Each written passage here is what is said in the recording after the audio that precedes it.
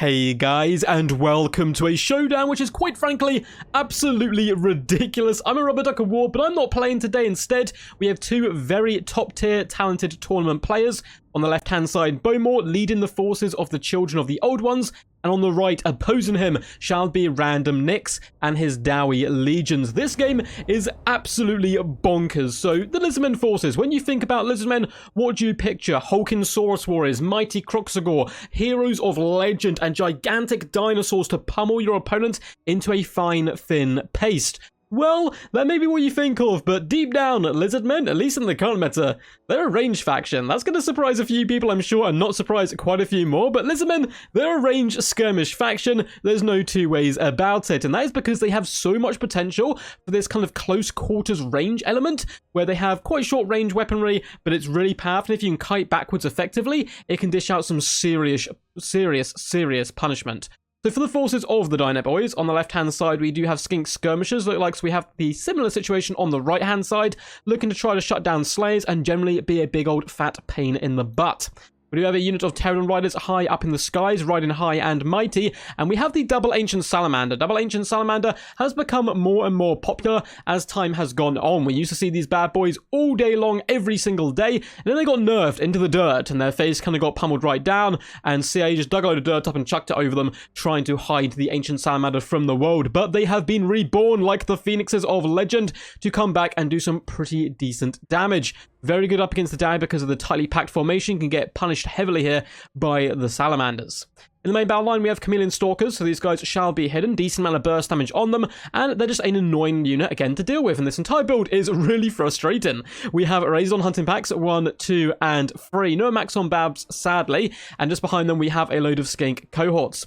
For the long-range power, we do indeed have a Stegodon with a Great Bow, and a Great Bow Stegodon with the correct healing will be able to take down a cannon. It does take a considerable amount of damage. There's a bit of RNG in there as well, but the Stegodon has a huge range here with 360 range, supported by a Slan Mage Priest of high magic, coming in with Tempest in case there is Gyrocopter Cheese, Apotheosis, and Soul Quench. You combine the Soul Quench with the Stegodon, you can take down artillery pieces really quickly, and I love this Lizardman build. It is an incredibly frustrating build to face, but it is a very tough one to wield, and also very potent and deadly.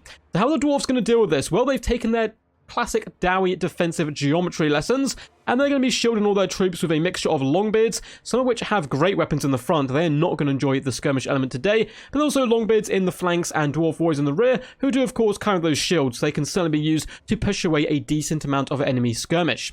We have double miners with blasting charges in the back. We have double bolt thrower in the center, going to be looking to try to outtrade that Stegodon. Triple Iron Drakes with Trollhammer torpedoes. Now, I'm a big fan of the Iron Drake Trollhammer torpedoes in this matchup. They can do a ton of work to all of the elite dinos, but mixing a couple of Thunderers does give you a bit more range pressure against Pterodons. However, if the Iron Drakes can catch them, they are the superior pick because the amount of damage they can do. Very excited to see if they can perform well today. In the center, we have some Longbeards. Looks like they are cheering on their Liege Lord as he does a last-second battle speech. Probably lots of grumbling in his battle speech and how, the Lizardmen have taken the dwarf holds from them and they must reclaim them. The standard dwarf rhetoric.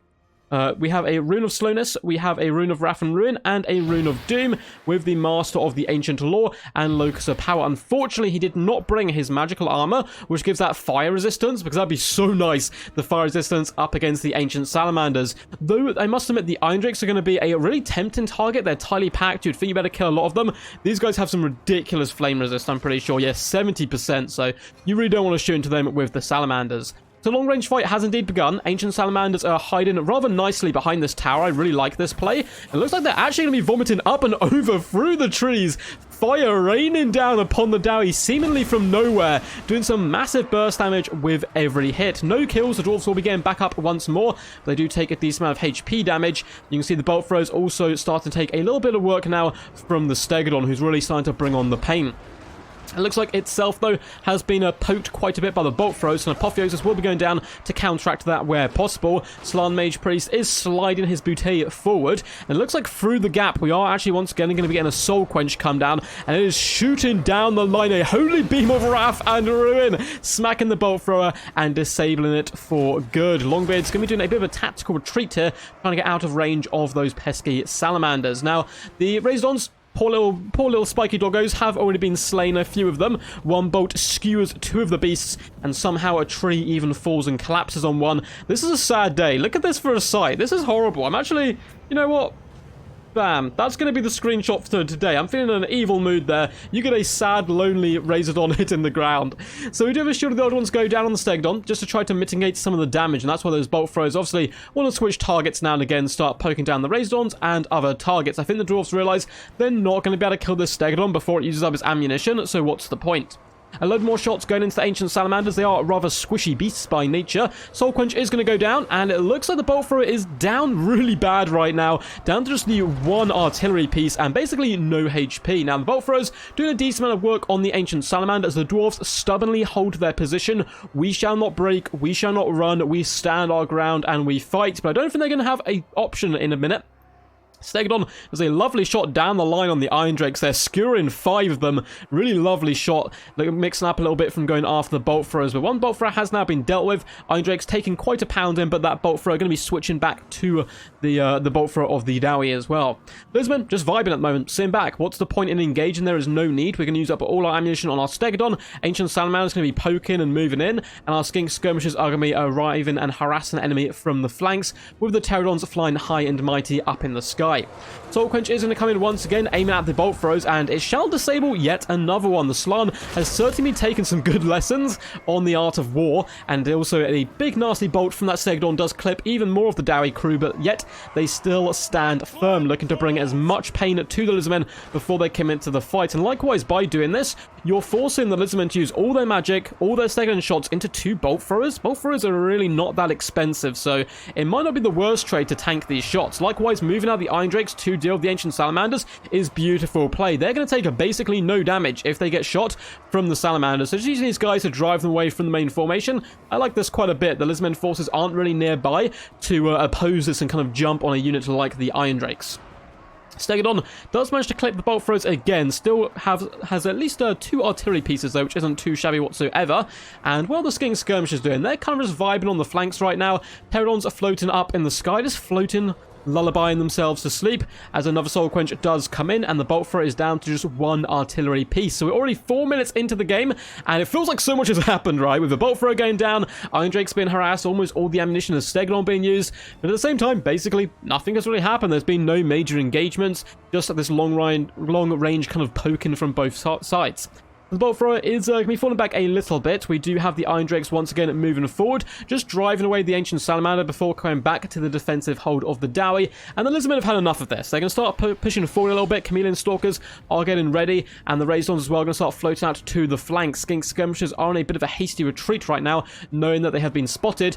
Pterodons simply vibing up in the skies alongside the Skink Skirmishers down low on the ground. And the Stegodon is very nearly out of ammunition. That is going to force the Lizardmen player to get nice and aggressive, of course, to follow those attacking rules. Only 1 shot remains, so it still can, pop a shot where it needs to, but it looks like both the bolt throwers have indeed been dealt with, although this artillery crew are actually running back towards their machines, and they have 1 operational bolt thrower, so they've managed to return. They've seen the rest of their forces held the line and did not want to run away, so they're going to be popping onto one of the bolt throwers and start to unleash hell once again towards the enemy. You can see Thoric Ironbrow going up and down the battle lines, screaming, spittle flying into his beard as he kind of makes himself into a frenzy of oaths and vengeance chants. The Razordons are going to start pushing forward now, and this is a beautiful target for them right here. Longbows with weapons don't, of course, have shields, so only 100 armor. Yeah, obliterate them where possible. You can see those darts starting to rain down, and they can only really stand there and pray that their 100 armor does protect them.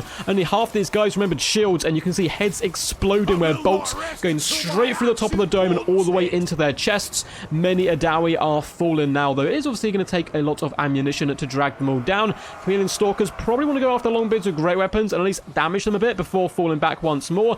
Ancient Salamanders trying to get close, but once again, Random Nix's Iron Drake play has been really good, just forcing the enemy back at all opportunities.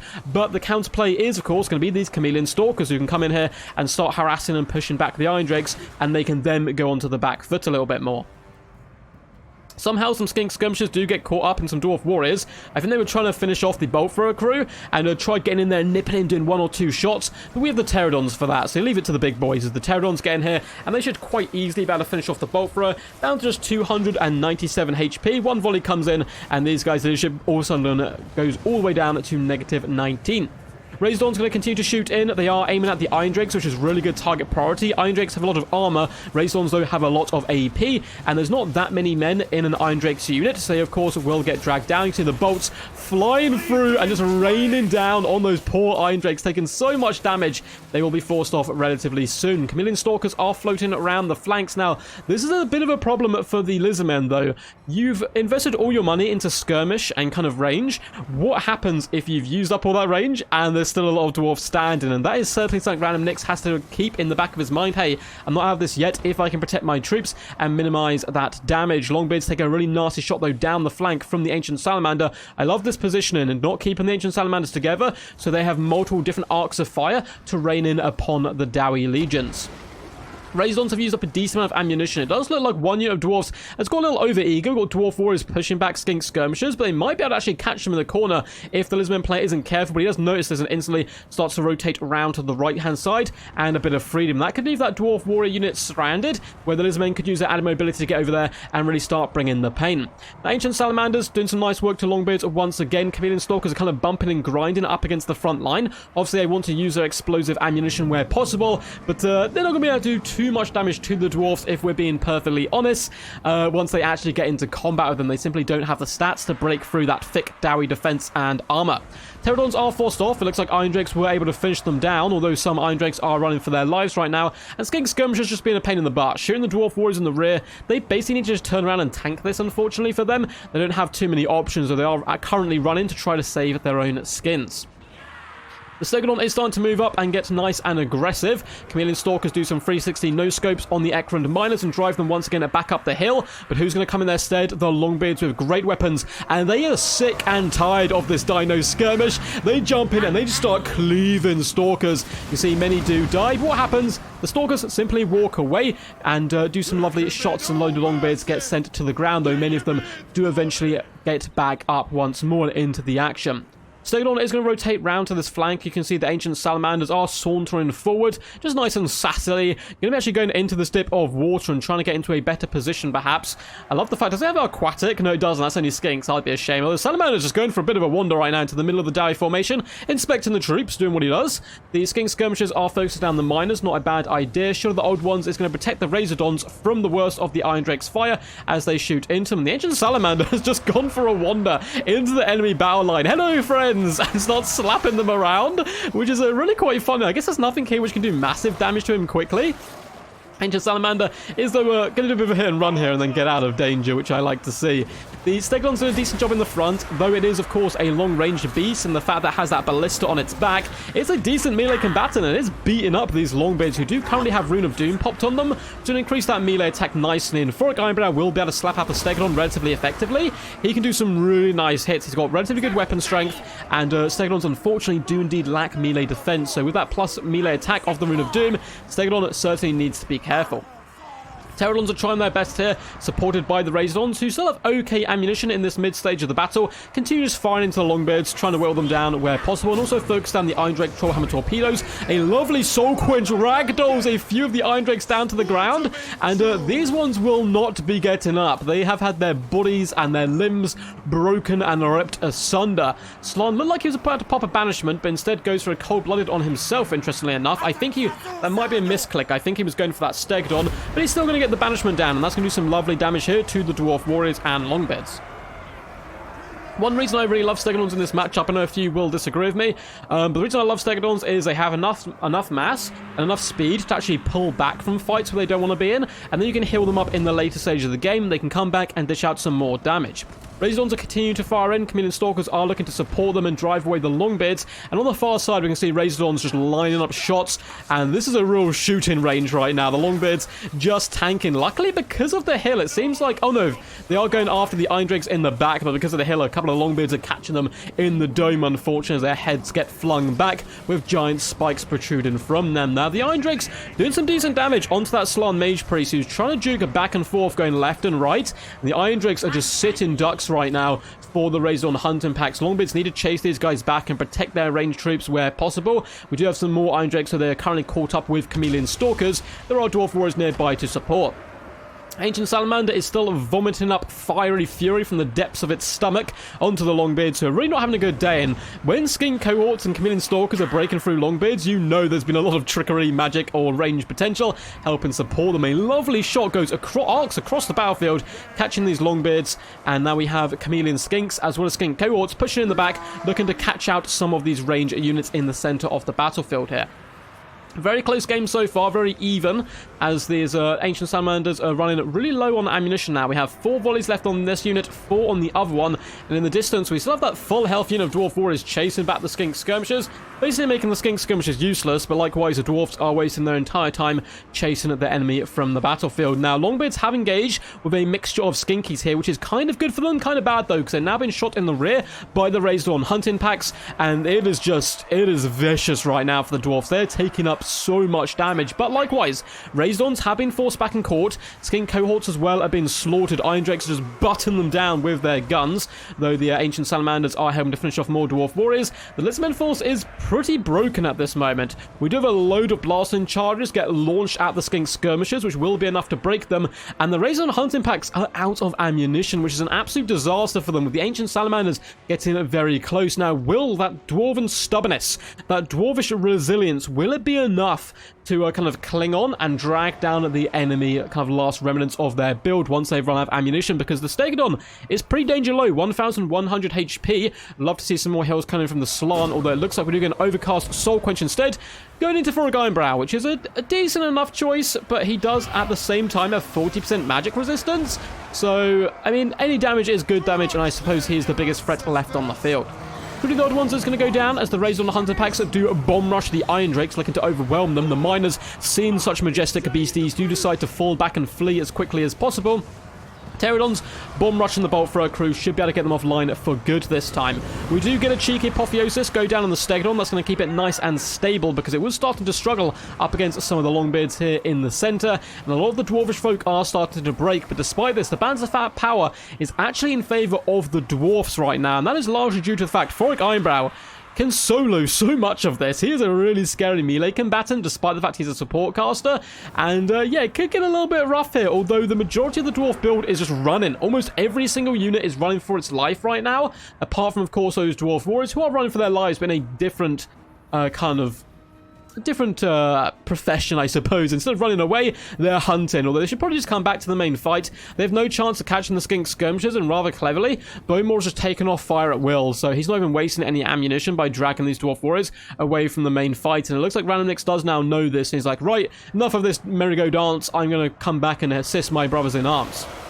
Longbeards do get jumped and broken. Razordons shattering 2 units there for the price of 1. But despite this, despite the entire Dwarf build being chased off the battlefield, Ancient Salamanders, Skink Cohorts running them down, balanced power is still Dowie favored. And that is because Furic Ironbrow has naught but a scratch on him, and he is moving after that Slan, looking to drag it down. We actually have some Dwarf Warriors attempting to pin in the big old slumberous Toad, but that magical chair of his should be able to give him a bit of distance, you would think. He's actually going to come down with a banishment to drive away the Dwarf Warriors. It shall save himself. Unfortunately, it's going to do very little damage, only catching kind of 3 or 4 warriors who aren't having the best of days, and the Skink Cohorts are going to be feeling the wrath of the remainder of the Dwarf Warriors and driven away as Furic Ironbrow charges in.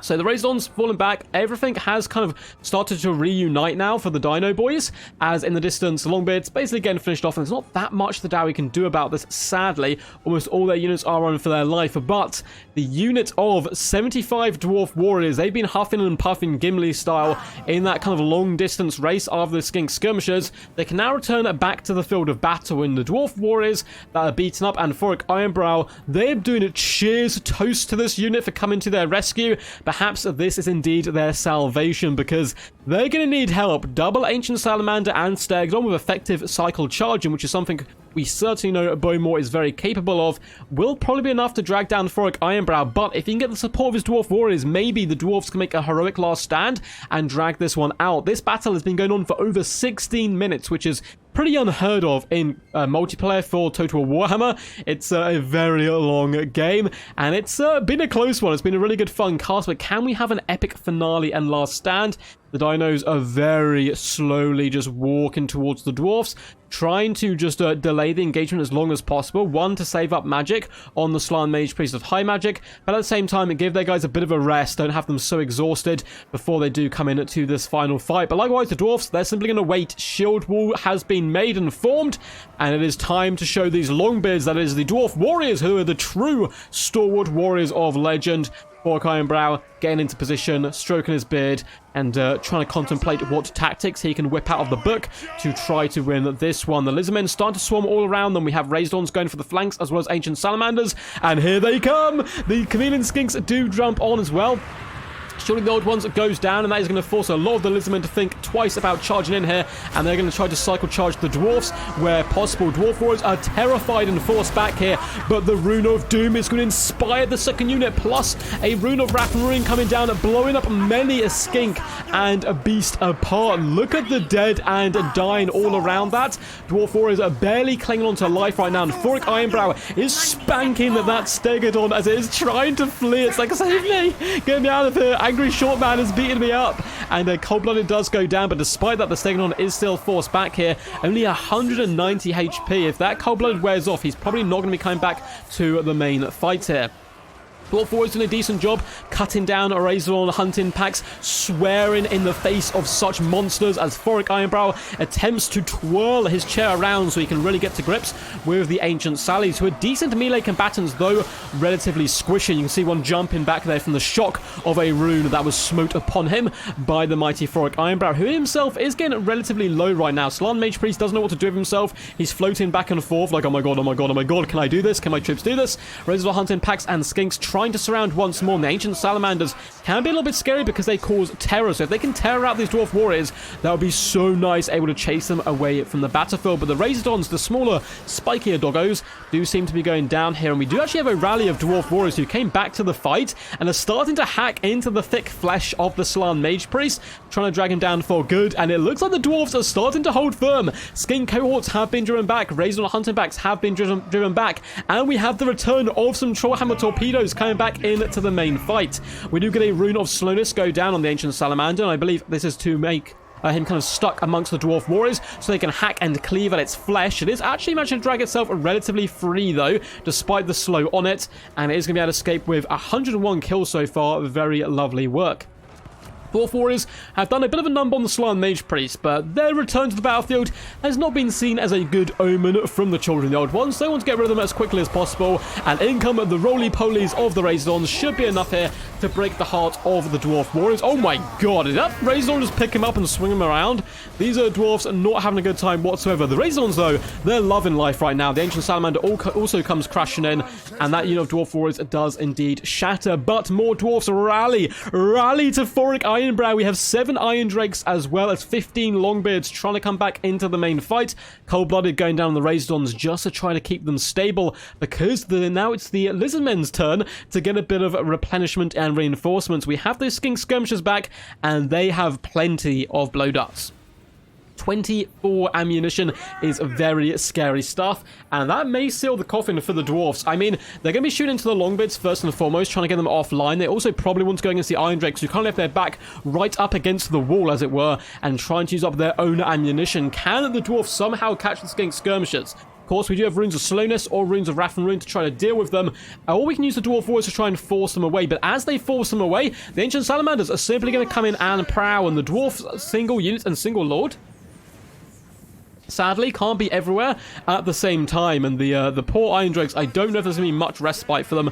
Their leadership is super low. They are firing a few more shots, though, dragging down some of the beautiful little skinkies with their last death shot. So they're just about clinging on. One leadership is so crazy close. Now, the Razordon Hunter Packs are out of ammunition, of course, and the Lizardmen just want to vibe at this point. They want to chill, they want to stand there and use up all your ammunition from your skink skirmishers. This is a really good tactic, in my humble duck opinion. And the Iron Drakes, once again, going to be open a little bit. Maybe an Ancient Salamander could charge in here with a bit of a hit and run, though. Thoric Ironbrow is staying back, keeping a keen eye on them. The Dwarfs want all these blow dots to be going into the Dwarf Warriors on their shields. The Bowmore is having absolutely none of it, though a few of his skinks do get caught by Dwarf Warriors. That won't be a good day for them whatsoever. And we do get a Rune of Wrath and Ruin come down.